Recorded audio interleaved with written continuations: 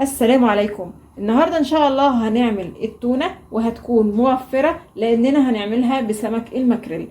هنسمي الله ونبدأ الطريقة. معانا هنا سمكتين مكريل، ممكن تجيبي اكتر في العدد او اقل براحتك. ومعانا بصلاية خضراء، البصلة بالعروق، وجزراية متوسطة، وفلفلة الوان حمراء.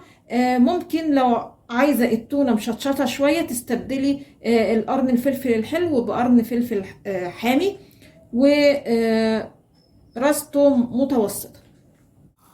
هجيب حلة فيها مية وعليها مصفى عشان هسوي بقى الكلام ده كله على البخار.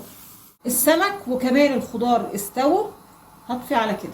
خليت السمك بقى من الشوك وكمان الجلد وفصصته كده فصوص صغيرة. معانا بقى خضار السمك، هضربهم في الكبة كويس قوي مع 3-4 معالق كبار خل، والتوابل اللي هاخدها ملح وكمون. فرمت الخضار، هنزل عليه بقى بقطع السمك.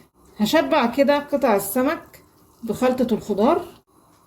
وده الشكل النهائي لطبق التونة معانا النهاردة. طبعا ساعة الأكل يعني بندي رشة زيت مع رشة ليمون، وبألف هنا وشفا للي يجرب.